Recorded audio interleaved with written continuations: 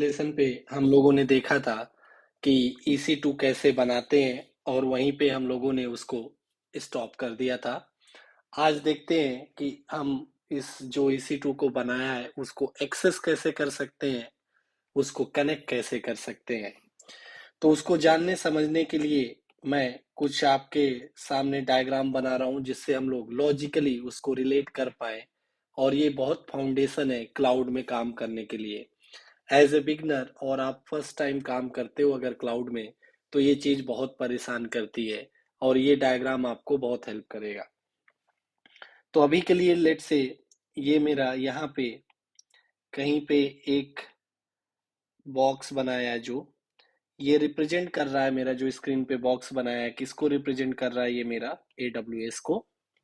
मतलब AWS का cloud है जो जो बना है, क्योंकि AWS का क्लाउड किसने बनाया है? Amazon वालों ने। वो कहाँ पे बनाया है अभी देखेंगे, बट ये AWS को है। दूसरा, यहाँ कहीं पे लेट से मैं बैठा हुआ हूँ। मैं बैठा हुआ मतलब ये मेरा क्या है? लैपटॉप है। और इस लैपटॉप में कोई ना कोई क्या है? मेरा ऑपरेटिंग सिस्टम है। और अभी के लिए मान लेते हैं कि ये जो लैपटॉप है मेरा, उस पे मेरा ऑपरेटिंग सिस्टम है विंडोज का। और मैं जो बैठा हुआ हूँ अभी उसका कोई एक टेम्परेरी रीजन भी डाल देता हूँ। ये जो बैठा हुआ हूँ मैं कहाँ पे बैठा हुआ हूँ? मुंबई पे बैठा हुआ हूँ। मुंबई मतलब आपका कहाँ पे हो गया? इंडिया के अंदर। अभी ये जो AWS है इसके अंदर मैंने बनाया बैठ के, हम लोगों ने देखा बनाने का। तो हम लोगों ने क्या बनाया इसके अंदर अगर देखा जाए, तो हम लोगों ने एक EC2 का मशीन बनाया था। और अगर याद हो आपको, तो ये जो EC2 का ऑपरेटिंग सिस्टम है वो हम लोगों ने कैसा बनाया था? हम लोगों ने बनाया था विंडोज का। तो इसका ऑपरेटिंग सिस्टम जो है वो हमारा क्या है? विंडोज है। अभी आपको कैसे पता चलेगा कि ये जो Amazon वालों ने और AWS वालों ने EC2 बनाया है वो कहाँ पे बनाया है? राइट। और बनाया है तो उसको देखोगे कैसे कहाँ पे बनाया है? उसको वो लोग बताते हैं। उनके क्रॉस द ग्लोब लोकेशन है जहाँ पे वो लोग बनाते हैं। तो इसको देखते हैं कहाँ पे बना है और फिर डायग्राम पे आते हैं। तो अगर देखोगे आप यहाँ पे राइट हैंड साइड पे जहाँ पे मैं जा रहा हूँ, आप देखो नॉर्थ वर्जीनिया। जहाँ पे मैं अगर उस पे क्लिक करूँ तो आप देखो यहाँ पे पूरे उनके जो डेटा सेंटर्स हैं उनके नाम है। इसको ये लोग डेटा सेंटर्स को बोलते हैं रीजन्स। क्या बोलते हैं? रीजन्स। आप देखो एशिया पैसिफिक में मुंबई भी है, और इनका एशिया पैसिफिक में सिंगापुर वगैरह भी है। राइट। यूरोप में आयरलैंड, लंदन, ये सब भी है। तो अगर आपसे मैं अभी पूछूं कि मेरा ये EC2 कहाँ बना है, तो आप यहाँ पे क्या सिलेक्ट था जब मैंने बनाया? North Virginia. तो ये मेरा कहाँ पे बना? नॉर्थ वर्जीनिया पे। तो अगर इस डायग्राम पे जाऊं तो मेरा ये जो EC2 बना हुआ है वो कहाँ पे बना हुआ है? नॉर्थ वर्जीनिया पे बना हुआ है। और ये नॉर्थ वर्जीनिया कहाँ पे आता है? USA के अंदर आता हुआ, यहाँ पे बना हुआ है। ऐसे करके आपको पता चल गया कि आपका EC2 कहाँ है। तो इसको लोग AWS वाले क्या बोलते हैं? इसको वो लोग बोलते हैं ये हमारा क्या है? रीजन है। अभी इसी को आप ऐसे समझ लो, ये जो रीजन है ये आपका क्या हो गया? डेटा सेंटर है, जहां पे एक्चुअल में आपका ये जो EC2 है वो बना है। राइट। जहां पे ये फिजिकली एग्जिस्ट करता है उसका जगह का क्या नाम है? आपका नॉर्थ वर्जीनिया। इसको आप एक्सेस कर सकते हो, उस पे आएंगे। बट ये डेटा सेंटर पे आपका EC2 बन गया है विंडोज टाइप का, उसको आप एक्सेस कैसे करोगे? है ना। तो भैया अगर AWS वाले ऐसे बोलते हैं कि भैया फ्लाइट का टिकट बुक करके दे रहे हैं, नॉर्थ वर्जीनिया आ जाओ और अपना EC2 में काम कर लो, कितना अच्छा रहता है, फ्री में दुनिया घूम लेते। राइट। बट ऐसा नहीं है। एक बार EC2 यहाँ बनाया, एक बार वहां बनाया। तो क्लाउड का मेन पर्पस यही होता है, फिजिकल बैरियर को रिमूव करना। मतलब कहीं पे भी आपका EC2 बना है, आप इसको कर सकते हो कनेक्ट, रिमोट कनेक्ट कर सकते हो बैठे बैठे। तो कैसे कनेक्ट करेंगे? तो इसके लिए हम लोगों ने जो EC2 बनाया है किस टाइप का है? विंडोज टाइप का बनाया है। उस पे ऑपरेटिंग सिस्टम क्या है? विंडोज। तो ये क्लाउड बेस्ड नहीं है, बट अगर आप ये कोई भी वर्चुअल मशीन किसी भी क्लाउड में बनाते हो, चाहे AWS हो, चाहे गूगल हो, चाहे माइक्रोसॉफ्ट हो, चाहे ऑन प्रेमाइस हो, ये कॉमन है, ये जनरल है। तो माइक्रोसॉफ्ट वालों ने बोला कि अगर आप विंडोज का कहीं पे भी सर्वर बनाते हो, उसको एक्सेस करने के लिए उन्होंने आपको बना के दिया रिमोट डेस्कटॉप प्रोटोकॉल।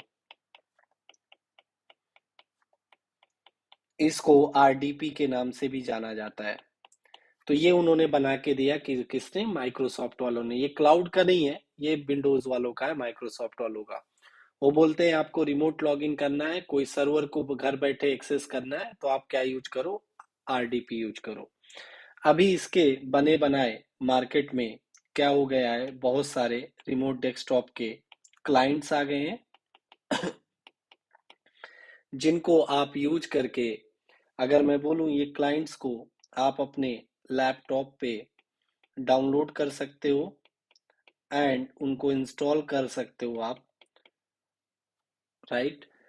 और उनमें से कुछ क्लाइंट्स के मैं आपको नाम बता देता हूँ।